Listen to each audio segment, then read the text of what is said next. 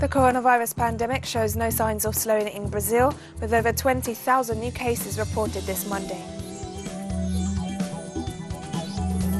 Hundreds of workers rallied in cities across the United States this Monday as part of a nationwide demonstration demanding improvements to Black Americans' experiences in the workplace.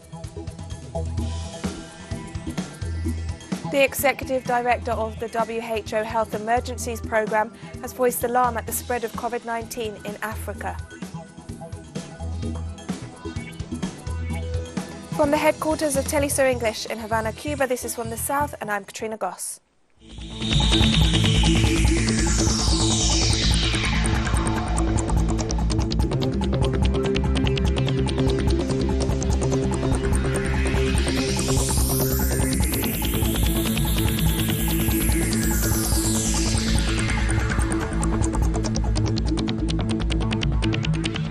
Brazilian health authorities reported over 20,000 new coronavirus cases this Monday and more than 600 COVID-19 fatalities. According to the daily report issued by the Brazilian Health Ministry, the total number of positive cases identified has now risen to over 2.1 million, while the COVID-19 death toll surpassed 80,000.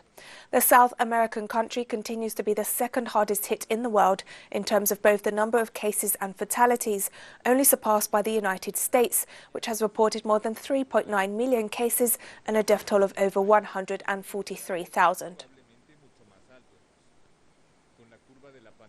According to official figures, Chile is registering 45 COVID-19 deaths per 100,000 inhabitants. This figure places Chile as the worst-hit country in South America in terms of coronavirus fatalities, even above countries like Brazil and Peru, which have reported more cases and deaths. According to economists, the neoliberal model in place in Chile is the main cause of this situation. Experts point out that the government of Sebastián Piñera prioritizes subsidies for the private health system, thus neglecting the public system and leading to its collapse. Paraguay's leaders have analysed the progress of the country's smart quarantine and the resources needed to implement the post-COVID-19 economic recovery plan. The meeting was attended by President Mario Abdo Benitez, the head of the National Congress, Oscar Salomon, and the President of the Supreme Court of Justice, Alberto Martinez Simón. The agenda discussed the progress of the smart quarantine imposed from May, as well as the recovery plans that authorities should implement in the wake of the crisis caused by the novel coronavirus pandemic. The meeting also addressed the complicated situation in border cities, virtually paralysed since the imposition of measures in March to prevent the spread of the virus. For the first time in 5 months, Cuba has reported no new positive cases of COVID-19 in the last 24 hours. By the end of Sunday, the COVID-19 figures in Cuba stood at 2,446 cases since the first was confirmed on March 12th. Director of Epidemiology at the Cuban Ministry of Public Health, Dr. Francisco Duran, also reported this Monday that Cuba has no COVID-19 patients in a serious condition and has not reported a COVID-19 death for the past 9 days. Families living in precarious conditions in Guatemala have denounced the high cost of food as a result of the coronavirus crisis, while adding that government support has yet to reach all parts of the country. Thousands of Guatemalan families have been forced to increase their working hours to cope with the rising cost of basic goods. Everything is expensive, even fruits and vegetables. Prices continue going up. We need to do something about this. Those affected by the high prices point out that industrialized products have not dropped in price since the novel coronavirus started to spread in the country. In the stores, the price of soap went up, sugar and rice too. Guatemala does not harvest rice. So what's going to happen? That disease is not slowing down. It's only getting worse. The price hikes are reportedly caused by multiple restrictions that force traders to recover losses. They increase the prices because if they don't, then they will lose. That's the problem. It's affecting all of us. It's not just the trader or just the buyer. We are all affected by this pandemic. As a result of a collapse in their economies, many families have seen their income drastically reduced and forced to seek new ways to sustain themselves. If this disease wouldn't exist, people could look for work and have something to eat. But because of this disease, they cannot go out. So what will they do? What will they eat? And while the cost of living increases, thousands of families in precarious conditions still do not receive government support. The March for Dignity arrived in Colombia's capital, Bogota, on Monday to demand respect for life and justice in the face of the ongoing assassinations of social and indigenous leaders, campesinos and black Colombians. Social and human rights organizations began marching from the city of Barrancabermeja in the Colombian state of Santander on July 13th. The activists have denounced the humanitarian crisis across the country and demanded that the Colombian government take action to halt the violence that has caused the death of 160 social leaders and signatories to the peace agreement this year. Meanwhile, sittings were seen in other parts of the capital. The demonstrations are taking place in the context of the 210th anniversary of Colombia's independence. As part of the celebration of the 41st anniversary of the triumph of the Sandinista revolution in Nicaragua, President Daniel Ortega stated that during his mandate more than 500 investments have been made in the health sector, reflecting the readiness of his government to face the coronavirus pandemic. From 2007 to date, the following investments have been made in the health infrastructure. 19 hospitals have been built, which explains the ability to treat the population. 2 national hospitals, 1 provincial hospital, 16 general hospitals, 18 health centers, 452 health stations, 128 maternity homes.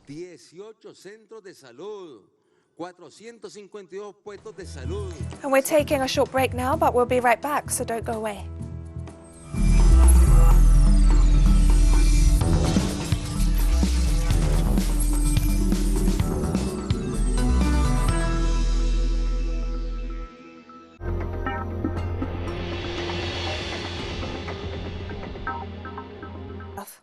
Chief medical officers of the Caribbean community have been praised for their role in helping the region to successfully manage the COVID-19 outbreak.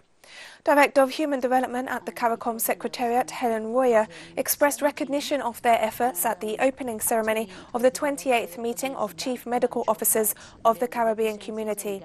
She added that although they had many long and sleepless nights, they were now reaping the benefits of their commitment to ensure the people of the Caribbean were safe. The official also commended CARICOM institutions such as the Caribbean Public Health Agency, the Caribbean Disaster and Emergency Management Agency, and the University of the West Indies for their contributions. You would realize there were different priorities. There were 4. Barbados recorded 1 new case of COVID-19 on Saturday when a passenger on a British Airways flight tested positive on arrival at the Grantley Adams International Airport.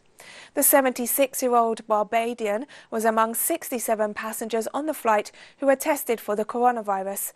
There were over 200 passengers on board, but all the others had presented valid negative COVID-19 PCR test results. The latest diagnosis brought the number of confirmed cases in Barbados to 105 and the number of people in isolation to 7. 91 people have recovered from the virus, while 7 have died. A total of 97 tests have been conducted by the Best dos Santos Public Health Laboratory in recent days, bringing the total number of tests conducted since February 11th to over 9,400. And the Health Minister of Barbados spoke about the travel protocols put in place in the midst of the COVID-19 pandemic. We know that this person was positive, so we then were able to trace where they went in the airport and who they would have met and so forth. And those persons at the airport would have been well protected in any event. But what I'm saying is that is the kind of detail that we are looking at to try not to expose too many people to this virus through third parties, people coming in. Cuban weather forecasters have noted that this hurricane season is expected to be more active than usual in the Atlantic Ocean and the Caribbean Sea. The hurricane season in the Caribbean and the Gulf of Mexico officially began on June 1st and lasts through November. A few days after the season began, 3 tropical storms were reported, representing a record number for a season in its early days. Cuban institutions such as the Forecast Center and the Maritime Surveillance Center contribute to the efforts to predict the paths and intensity of storms and hurricanes throughout the season in order to adopt the necessary risk management measures. Hundreds of people gathered outside San Francisco City Hall in the U.S. state of California on Monday as part of the nationwide Strike for Black Lives protest against systemic racism and economic inequality. You know, structural racism is front and center. We know that, the people who are most harmed by COVID are black and brown and API people. We also know that the police continues to kill black people arbitrarily. The police have now become the judge, the juror, and the executioner. Our union represents a lot of people of color who live and work in San Francisco. And so at a time when our nation is really thinking about the fact that Black lives do matter, and as we go through our budget process, we are prioritizing the African American community, we have to acknowledge that a lot of the African American community also has jobs here in City Hall, and we shouldn't be cutting those jobs. We are the lowest paid. They haven't did anything around blacks getting fired first. They haven't did anything about blacks having longer probationary periods. They haven't did anything about we have the highest medical separations. The Russian Defense Ministry is predicting the high effectiveness of a COVID-19 vaccine developed by its scientists. Researchers at the National Research Center for Epidemiology and Microbiology carried out preclinical trials in animals, leading to the prediction that the neutralizing activity of the vaccine candidate will provoke a long-term immune response in the human body. The last group of participants in the human trials of the vaccine was discharged from a Moscow hospital this Monday. According to tests, they have developed antibodies against the coronavirus, while the components of the vaccine have proven to be safe. Scientists at Oxford University in the United Kingdom reported this Monday that their experimental coronavirus vaccine prompted a protective immune response in hundreds of people who got the shot. Researchers first began testing the vaccine in April on about 1,000 people, half of whom were injected with the experimental vaccine. In research published on Monday in the Lancet Medical Journal, scientists said that they found their experimental COVID-19 vaccine had produced a dual immune response in people aged 15 to 55, and the response lasted at least 2 months after they were immunized. The Spanish health minister called on the population to exercise caution as 201 COVID-19 outbreaks have been reported across Spain. There are currently 201 outbreaks in our country with 2,289 associated cases. These outbreaks are mainly associated with the seasonal fruit picking work and above all with the areas where there is a relaxation of measures, those that we have experienced to the point of boredom, but I insist on the fact that we must respect them. Use of masks, distances between people, hand washing, it is where these measures are relaxed that the outbreaks appear. I want to call for prudence and caution. We must not be afraid of the virus, but we must not lose the respect due to it, and thereof, I insist. I call for caution, not to lower our guard even in those places where we may feel more comfortable, in family gatherings, more familiar environment, and that is where we must strengthen ourselves. And there too, we must be extremely careful, especially in the young population segments. Vietnam has now seen 95 days without any locally transmitted coronavirus cases. The 243 COVID-19 cases confirmed in Vietnam since April 16th were people who returned from abroad. The commission in charge of containing the pandemic announced that of the 383 people who have tested positive for COVID-19, 357 have fully recovered. Vietnam has not reported any COVID-19 deaths, which, along with the small number of cases, has earned the country the praise of the World Health Organization, experts and institutions across the world. Now we have more stories coming up after this final short break, so stay with us.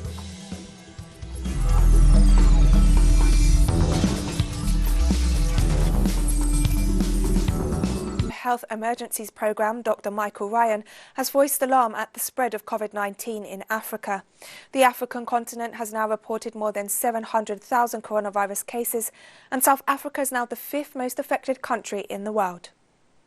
While South Africa is experiencing a very, very severe event, I think it is really a marker of what the continent could face if urgent action is not taken to provide further support. So I think, and we've seen this in other regions, sometimes this disease can take off very quickly, and sometimes in other situations it takes off more slowly and then accelerates, and it's difficult to understand fully why that is the case. But I'm very concerned right now that we're beginning to see an acceleration of disease in Africa. Opponents of Mali's president erected barricades in the capital Bamako on Monday after international mediators failed to resolve the political crisis in the West African country. The 15-nation Economic Community of West African States ended a mediation mission to Mali on Sunday with a list of reform proposals. However, the opposition rejected the proposals as they did not address its main demand, the resignation of President Ibrahim Boubacar Keïta. The president and the opposition June 5th movement have been locked in a political standoff for weeks, which spiraled into violent clashes earlier this month, leaving 11 dead and over 150 injured. Community mediators on Sunday suggested forming a new unity government and appointing new judges to Mali's constitutional court who could potentially re-examine the disputed election results. Demonstrators took to the streets of Guinea's capital, Conakry, claiming that President Alpha Condé plans to extend his term in office. Following 3 months of inaction due to COVID-19 restrictions, the National Front for the Defence of the Constitution resumed demonstrations on Monday. The Guinean Security Ministry noted that only a few people turned out for the protests, which included attempts to set up barricades, the spilling of motor oil on roads, and clashes with security forces. President Condé enacted a new constitution in April, which was overwhelmingly backed by voters in a referendum that was opposed by the opposition. Among the changes were presidential term limits, causing opponents to claim that Condé would seek to remain in power. Guinea's general elections are set to be held in October this year. The city is completely paralyzed because of the rain and especially because of the massive deployment of forces. People have not been able to march on the agreed routes, but all the neighborhoods have gone out. The young people have burned the tires, set up the barricades. The whole city is paralyzed today. I think that we achieved the goal to show that in Guinea there are people who suffer injustice and that the people of Guinea do not support this third mandate of President Alpha Condé. Given the objectives of the National Front for the Defense of the Constitution, they should have realized since 22 March that this approach had no chance of succeeding and should have relied on what has always brought us together, namely dialogue. Even if it was sometimes difficult to implement the agreements, in the end they allowed us to spend a decade in the exercise of democracy and building our democracy.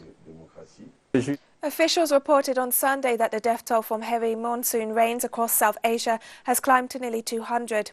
Authorities in Bangladesh and Nepal warned that rising waters would bring further flooding.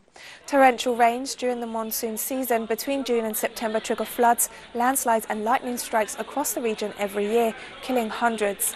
Officials in Bangladesh said at least 67 people had died and another 2.6 million had been affected by swollen rivers. Meanwhile, in Nepal, 79 people have died and 46 are missing after floods and landslides, with the government warning of rising river levels over the next 3 days. Egyptian Foreign Minister Sameh Shoukry arrived in Ramallah on Monday for talks with the Palestinian leadership on the Israeli plan to annex parts of the West Bank. What we talked about today was extremely important, which is coordinating efforts and following these efforts to reach the prevention of annexation, and in how to provide appropriate atmosphere for how to return to negotiations in accordance with international legitimacy and internationally approved preferences. We seek to find the appropriate framework in accordance with the decisions of international legitimacy and in accordance with the Arab Initiative and the legitimate rights of the Palestinian people in order to resume the political track and negotiations leading to a two-state solution, which is the ideal solution that allows the Palestinian and Israeli people to live in peace and security away from the conflict.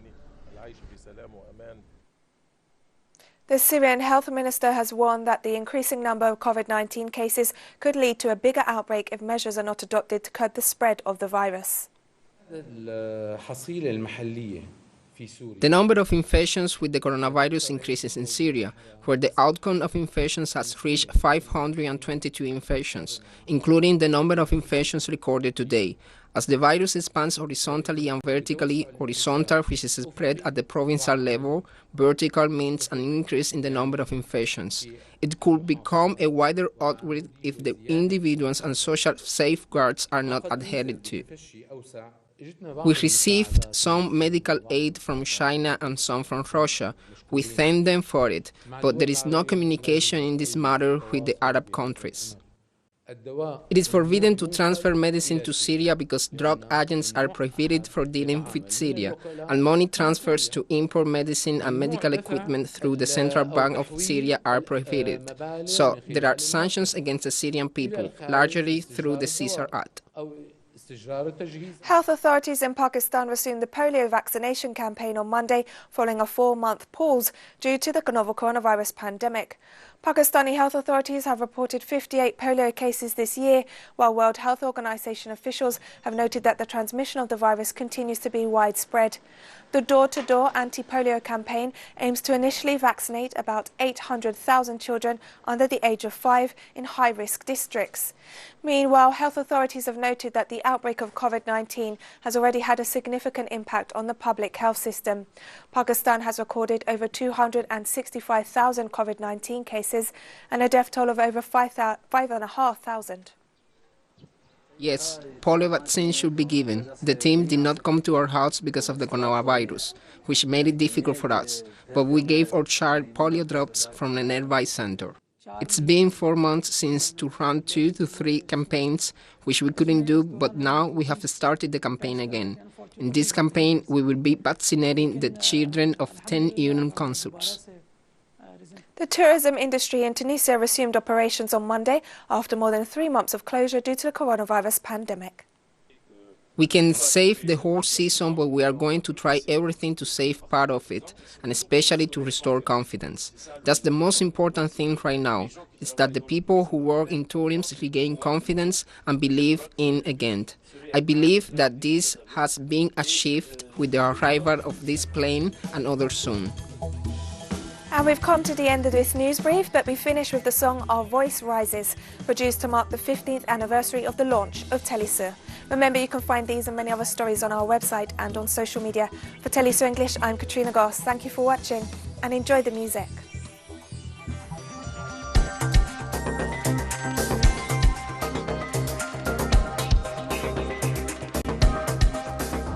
Sonriendo entre los feroces arquitectos de zarpazos, señal que no pierde el paso, amplificando otras voces. Las voces desobedientes, mestizas de ser salobre, indio, campesino y pobre, más humano que clientes. Semiótica que entra al juego desde la piel del sufrido, júbilo que bajo fuego, más ayer que convencido, ni sudaca con espuelas, ni parlante mal nacido, negativas verdaderas ante el falso positivo. La espada de Bolívar no vence al sol, se levanta nuestra voz. Soy como tú eres como yo, se levanta nuestra voz. Norte hacia sur, nuestro sur, tu corazón, se levanta nuestra voz. Entérrate, despiértate, nuestra voz.